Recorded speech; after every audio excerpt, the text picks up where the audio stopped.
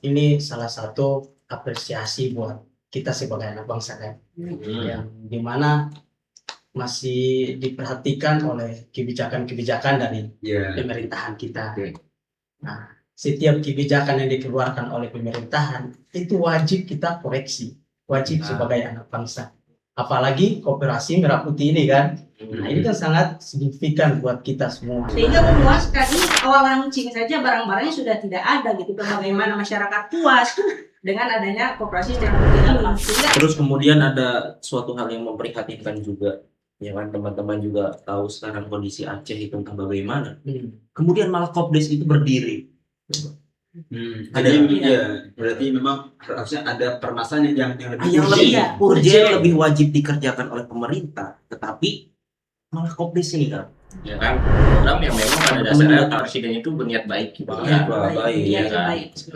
MBG mau ngasih makan anak-anak gitu kan. Kemudian Koperasi Merah Putih gitu kan, Koperasi Merah Putih, Desa Merah Putih kan untuk meningkatkan ekonomi yang berada di desa itu kan. Tapi memang di balik niat baik itu semua dari program yang ada, tentu harus ada perencanaan yang matang gitu kan, dan yang siap gitu.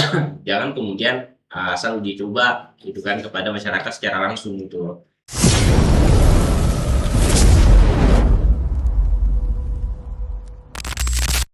Assalamualaikum warahmatullahi wabarakatuh. Waalaikumsalam warahmatullahi wabarakatuh. Pasar Pelikaret kembali lagi di Jebret. Masya Allah.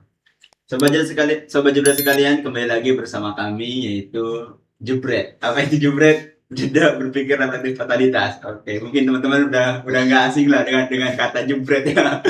Nah, ya kembali lagi bersama kami di sini ya. Ada saya, Zakaria, dan di sebelah kiri saya ada Bang Syarif. Kemudian di sebelah kanan saya ada Bang Yusuf. Kemudian ada Bang Rifki dan ada Kang Rijal. Nah, di malam hari ini kita akan membahas tentang isu yang panas ya, isu yang benar-benar ya banyak kontroversial, yaitu masalah Kopdes Merah Putih. Nah, gimana nih teman-teman nih kira-kira nih melihat berita yang ada perkembangan Kopdes Merah Putih dengan berbagai kontroversialnya ini, gimana nih kalau tanggapan teman-teman? Aduh, rumit sekali ya Kopdes ini ya. Ini program MBG aja berjalan juga baru 1,5 tahun ya, kurang lebih ya kan, dan itu juga belum berjalan dengan sempurna dan belum rapih lah bahasa gitu kan. Masih banyak evaluasi, tiba-tiba muncul dikagetkan dengan satu program baru yaitu Kopdes yang katanya digadang-gadangkan untuk meningkatkan kualitas ekonomi masyarakat yang ada di desa gitu kan, untuk meningkatkan kesejahteraan rakyat gitu kan, yang katanya harganya katanya lebih murah gitu kan ya. Alfamart, Indomart mau diganti dengan Kopdes gitu kan, sampai ada isu itu warung itu nggak boleh buka 24 jam kalau nggak salah itu ya. Biar Kopdes yang buka. Iya, kayaknya itu mau saingan sama Madura gitu. Madura buka tiap hari. Berarti saingan sama orang Madura ya. Madura, Medan juga. Iya. Makanya nanti mungkin ada istilah warung negeri dan warung swasta. Warung negeri dan swasta. Tapi dengan kan banyak tuh ya kontroversialnya kan, mulai dari mulai dari pelatihannya gitu kan. Yeah. Ada pelatihan bagi calon manajer itu kan dengan kelihatan militer yang maksudnya ini kan emang tujuannya sih bagus ya, untuk kedisiplinan yang bagus, cuma ternyata ada kasus juga di situ kan, ada 5 orang yang meninggal. Dan gengspek itu ketika megang senjata itu tapi sesuai kan. Mungkin tak ada maling ini kan. Enggak gini. Itu kan pelatihannya seolah-olah seperti militer gitu kan. Tapi kan itu kalau ini ya dilihat-lihat mungkin sesuai dengan penempatan lokasi dari Kopdes tersebut. Coba bayangkan ada yang di hutan, di gunung gitu kan. Tengah sawah. Pembelinya siapa di gunung? Itu masalahnya ya. Jadi target pembelinya itu orang apa gitu. Takut ada hewan buas kali ya, dia jadi pegang senjata. Jadi kalau ada parodi, pernah ngeliat parodi orang yang memparodikan Kopdes ketika tersesat di hutan, dia itu nggak bingung gitu kan. Ternyata ada Kopdes gitu. Itu mungkin salah satu faktor keunggulannya, adanya Kopdes di tengah hutan, kemudian ditambak, bahkan sampai yang menjadi kontroversi juga itu ada yang sampai di tengah jalan ya. Sampai udahlah gimana bingung gitu jadi di tengah jalan. Cocok buat orang yang suka keliling hutan gitu. Survival ya. Orang yang suka berkeliaran mungkin gitu kan ya, melihat alam kayaknya pas tuh dia tuh dapat koplis. Tapi kalau orang-orang yang biasa di kota apalagi di desa,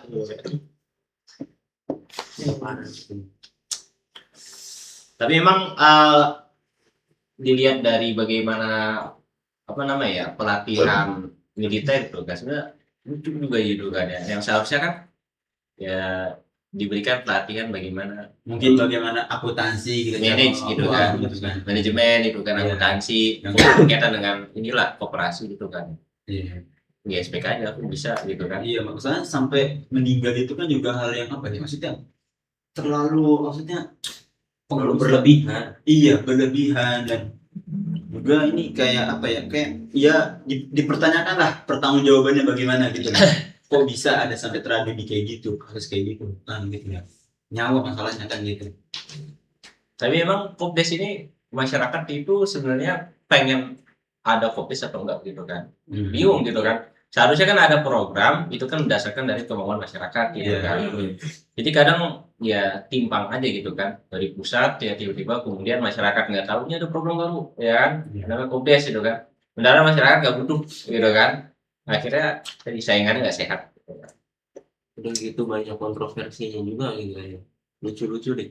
Iya, dan masalahnya ini kan modal usaha ya, modal usaha dari pemerintah, tapi disamakan gitu, disamaratakan di seluruh desa ya kan, di 80.000 desa kan kurang lebih itu ya sama semua gitu, Kopdes Merah Putih. Maksudnya kan harusnya dilihat dulu kebutuhan di desa tersebut apa, bisa jadi berbeda-beda kan gitu ya. Iya. Mungkin yang satu butuh dengan adanya Kopdes tersebut, dan bisa jadi yang Yang lain lain enggak. enggak. Jadi yang satu Kopdesnya tuh rame, yang satu ya Sepi. sepi, bangkrut kan begitu ya. Kan juga perlu kita apa ya, perlu dikritisi gitu kan, bener-bener dicek kebutuhan masyarakat ini apa sebetulnya. Kan juga sudah pertanyaan tuh, Iya. ya kan? Sebenarnya bagaimana efektivitasnya itu loh? Efektif gak sih meningkatkan kesejahteraan masyarakat desa khususnya? Kan gitu. Bang Sarip silakan. Gimana? Kalau Bang menurut Bang Sarip Sarip nih, juga pengen wah, ngomong. ini kan dari orang timur nih belum? Ada di Kopdes ya? Ada Kopdes di timur. Ada dong. Ada. Wih, ada ya. Jadi gimana Bang Sarip? Kalau saya masuk begini aja, teman-teman. Yang perlu kita ketahui bahwa ini salah satu apresiasi buat kita sebagai anak bangsa kan, yang dimana masih diperhatikan oleh kebijakan-kebijakan dari Iya. pemerintahan kita. Oke. Nah, setiap kebijakan yang dikeluarkan oleh pemerintahan itu wajib kita koreksi, wajib sebagai anak bangsa. Apalagi Koperasi Merah Putih ini kan, nah ini kan sangat signifikan buat kita semua yang ada. Jadi tadi teman-teman sempat singgung ada yang sudah meninggal di mana-mana. Nah ini kan bagian dari kekurangan mekanismenya di lapangan, Iya. ya kan? Makanya sampai ada yang jadi korban karena itu dia yang problemnya. Nah, yang menjadi program ini bagi saya untuk melihat ini sangat penting buat kita, apalagi di masyarakat paling pelosok ya, desa buat saya juga di kampung. Ini penting, tapi kepentingan ini bukan disalurkan kepada masyarakat atau kepada titik-titik yang tepat. Bahasanya yang dibutuhkan oleh masyarakat gitu kan, masyarakat desa yang terpencil. Tapi yang disalurkan ini bukan kepada orang-orang yang membutuhkan, tapi orang-orang yang sudah cukup ekonominya, namun dimanfaatkan beras desa ini, program ini. Nah ini menjadi problem besar buat kita semua untuk melihat. Padahal kalau tujuannya adanya program ini berarti mensejahterakan ekonomi masyarakat, meningkatkan kan? Tapi bukan meningkatkan, malah Menyengsarakan. Nah, kalau bilang untuk mensejahterakan, pasal 33 ayat 3 juga sudah mengatur Undang-Undang 1945. Bukan kan? Setiap ekonomi yang dikuasai oleh negara itu wajib untuk memberikan kesejahteraan Rakyat. kepada rakyat. Nah, problemnya apa kita saat ini? Saat ini setiap program yang dirancang oleh pemerintah kita, kemudian disalurkan di setiap titik tadi 80.000 di pelosok-pelosok desa. Realitanya itu tidak ada kemanfaatan sama sekali di masyarakat bagi saya.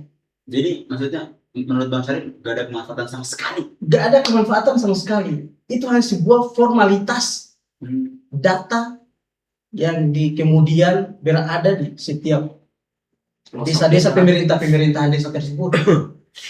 Yang saya rasakan saat ini, bahkan orang-orang kampung saya telepon bahwa ini program-program dari pemerintah pusatnya aja sangat tidak bermanfaat buat di kita sekitaran sini. Kenapa nggak bermanfaat gitu kan? Karena mereka memanfaatkan program ini khusus orang-orang yang loyalitasnya pada pemerintah desa tersebut. Tapi kan gini ya, maaf sebentar. Tadi kalau dikatakan tidak bermanfaat sama sekali, ini cukup apa ya? Pasti banyak cerobohan kan. Iya, maksudnya pasti nanti sama-sama jebret. Wah, mungkin ada yang pasti ada yang tidak setuju kita. Nah, jadi saya beranggapan seperti itu. Mungkin dari teman-teman juga punya persepsi lain dari saya. Kalau menurut saya sih bermanfaat itu. Bagi yang punyanya itu. Tapi kan gini ya, maksudnya dengan adanya Kongres Merah Putih, sebetulnya kan juga di satu sisi memang tadi ada mungkin ada tadi kerugian-kerugian, tapi juga di satu sisi katanya bisa membuka lowongan pekerjaan, ya kan? Pekerjaan, terus juga ya ada pemasukan lah, ya kan gitu. Yang mana walaupun upahnya juga memang itu juga ada kontroversi juga, katanya ya ada yang bahkan ya itu ada di desa mana di Bojonegoro di mana gitu. Jadi memang itu upahnya itu ini kalau kita ngomongin omset ada omset di Kopdes Merah Putih itu ada yang dia tuh omsetnya itu cuma 100.000 sampai 300.000 per hari. Nah itu kata kepala desanya itu, wah ini kalau omsetnya cuma segitu ini nggak nutup ongkir daripada operasional dan juga gaji karyawan. Nggak balik modal. Iya nggak balik modal gitu kan. Bahkan itu upahnya aja itu bahkan per harinya itu setiap karyawan itu bisa dikasih 75.000 gitu. Atau ada juga yang itu yang sebulan itu sekitar 1, berapa gitu. Yang mana ini masih di bawah upah minimum. Upah minimum gitu. Memang ini juga banyak protes juga dari kalangan masyarakat juga terkait upah tersebut. Memang ya itu banyak maksudnya itu yang informasi memang itu perlu diperhatikan ya oleh pemerintah gitu kan terkait bagaimana upah para pekerja juga gitu kan. Tapi sebetulnya juga jadi pemasukan gitu kan. Nah, cuma gimana maksudnya sebetulnya perlu benar-benar di stop kah program ini atau memang sebenarnya baik sih, cuma perlu diperbaiki aja gitu loh. Gimana maksudnya kalau teman-teman kan tadi kalau misalnya kata Bang Karim gak ada manfaat sama sekali ya? Tidak manfaat sama sekali. Berarti emang harus di stop sama sekali ya. Tidak manfaat sama sekali dalam arti bahwa karena program ini tidak tepat dan tidak meningkatkan ekonomi masyarakat itu. Nah kemudian juga gini loh, yang jadi sebuah pertanyaan tuh kan tadi disinggung di awal sama Kang Rijal tuh MBG aja masih banyak menimbulkan huru-hara gitu kan, menimbulkan kontroversi. Kemudian kenapa sih ngebet banget bangun Kopdes gitu loh?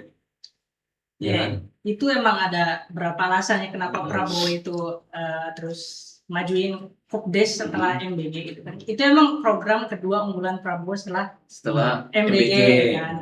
MBG bermasalah nih, nggak maju sekarang. Mungkin dia pengen mungkin Prabowo ingin buktiin lagi lewat Kopdes nih, karena itu emang disebut udah diatur ya, hanya saja direalisasikannya di zaman Prabowo gitu. Emang Kopdes ini tujuan awalnya emang kita udah tahu bahwasannya itu supaya masyarakat itu lebih sejahtera kan, supaya distribusi barang itu lebih cepat sehingga harga bahan itu lebih murah gitu kan. Dari awal emang sudah banyak kontroversial dari awal nih. Mungkin pembangunannya saja kita tahu itu sekitar satu Kopdes itu 3 sampai 5 miliar kalau Ya. dan itu didanainya itu masih belum jelas, itu modelnya pinjaman bukan dari APBN, bukan dari APBN, tapi dari Asing ya.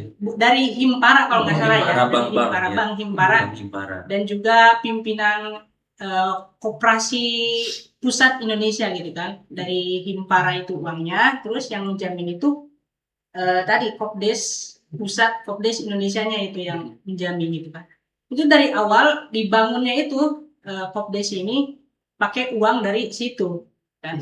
Sehingga nanti untuk membayarnya itu agak bingung gitu kan. Pertama Kopdes ini belum jalan kan, sementara anggaran tadi membangunnya sudah 3 sampai 5 juta miliar, 3 sampai Anggarannya udah gede. ya 3 sampai 5 miliar. Banyak Kemudian kontroversinya. iya, Masuk mobil itu. iya itu yang bayar dari Himpara. pihak Koperasi Merah Putihnya sendiri. Iya. Kan? Betul. Sedangkan kita lihat di beberapa tempat gitu kan, Koperasi Merah Putih sudah ada yang dibuka kan. Dan kalau lihat di viral di media sosial itu, mohon maaf, ini launchingnya saja gitu kan. Kalau kita lihat di video day 1 itu belanja di Koperasi Merah Putih kan ada.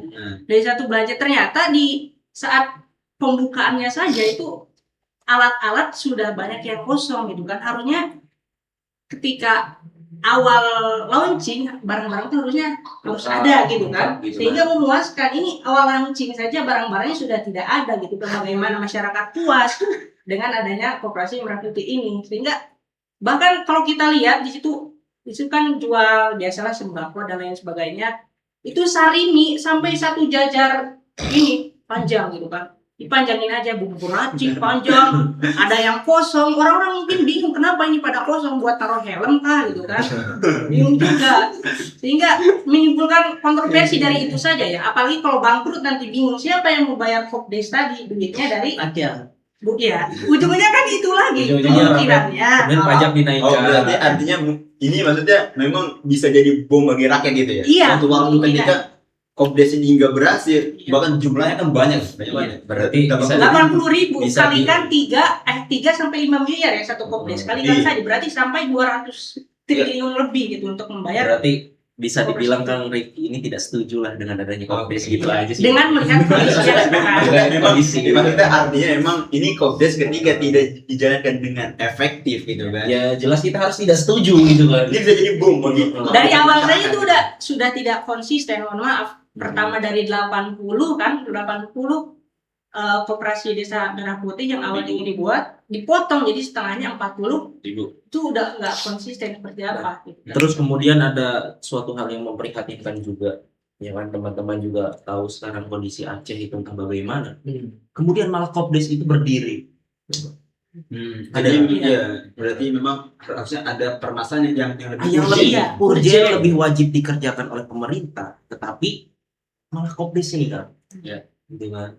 Teman-teman juga tahu kan, masyarakat juga tahu suatu hal yang penting, contohnya membangun jalan, kemudian pendidikan masyarakat itu lebih ditingkatkan, sekolah-sekolah juga banyak yang belum jadi, Bahkan- atau mungkin hancur gitu kan. Bahkan kalau ngomongin pendidikan itu ada kabar kemarin yang ikut SNBT itu yang mereka lulus kan Iya, diterima ratusan ribu lah kan. Itu banyak yang diterima, tapi ketika pendaftaran ulang itu banyak yang gak datang ulang karena ribuan tuh kawannya. mahal banget ya. Karena mahal itu.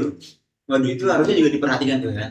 Diperhatikan. Justru masalah pendidikan, aksesnya, kemudian kesehatan itu sesuatu hal yang wajib pertama dilakukan oleh pemerintah untuk memperbaiki itu semua. Tapi ini malah Kopdes, ya teman-teman juga tahu, menimbulkan kontroversi, biayanya juga sangat mahal, ditambah lagi dengan MBG yang banyak kontroversi juga. Terus arahnya mau dibawa kemana gitu Kopdes ini? Sebenarnya yang Maksudnya bikin bingung itu Kopdesnya mau dibawa kemana Kopdes. Sebenarnya kita sih yang dibawa kemana-mana sama Kopdes, bukan Kopdesnya mau dibawa kemana-mana kan. Dari penempatannya juga salah kan, hutan. Ya Kopdesnya yang dibawa kemana-mana, kita yang bikin kemana-mana sama Kopdes gitu kan, jalannya jauh, mikirnya lagi gitu kan, masyarakat bingung. Jadi kita yang dibawa sama Kopdes sebenarnya itu Efeknya ya. bingung kita. Jadi memang sebenarnya kan kita nih punya harapan buat pemerintah kan. Maksudnya gimana caranya pemerintah nih bisa meningkatkan kesejahteraan masyarakatnya gitu kan. Tapi di satu sisi kita juga malah jadi takut nih dengan realita yang ada, kok program-programnya malah dijalankan dengan kayak seolah kayak sembarangan gitu loh. Kayak bener-bener nggak ada apa ya, maksudnya kayak ya udah gitu loh. Maksudnya kayak tadi mungkin dari pelatihan dari awal kan, dari A to Z, dari pelatihan militer yang ada kasus, kemudian dari penempatan lokasinya, dan dari anggaran-anggaran yang ada itu kan pengelolaannya dan sebagainya itu kayak masih banyak catatan gitu loh. Dan kata Bung Rifki juga kan ini bisa jadi bom waktu gitu. Maksudnya jadi ketika dana ini sudah digelontorkan kemudian ternyata suatu waktu gagal, ya kayak tadi gitu. Bahkan mohon maaf sebelum kita ngomong gagal, di kampung saya kurang lebih di tempat saya 3 desa itu Kopdes belum jadi sama sekali. Ini kurang paham juga gitu kan. Yang sebelah udah jadi, yang sebelah belum jadi, sebelah masih kosong. Pokoknya masih infrastrukturnya belum jadi lah gitu kan. Masih bingung. Padahal kan ini program sudah lama sekali gitu. Program sudah lama sekali untuk dibuat gitu kan. Bahkan ini kenapa nggak bisa nggak serentak gitu terjadinya gitu kan. Itu kan menimbulkan suuzon dari masyarakat bahwasanya ini ada apa namanya? Ada udang di balik batu. Jadi gimana nih arahnya Kang nih? Apakah arahnya bisnis gitu kan? Kalau bisnis tau lah teman-teman ya, jadi menguntungkan hanya beberapa orang dan juga golongannya, ataupun memang program gitu.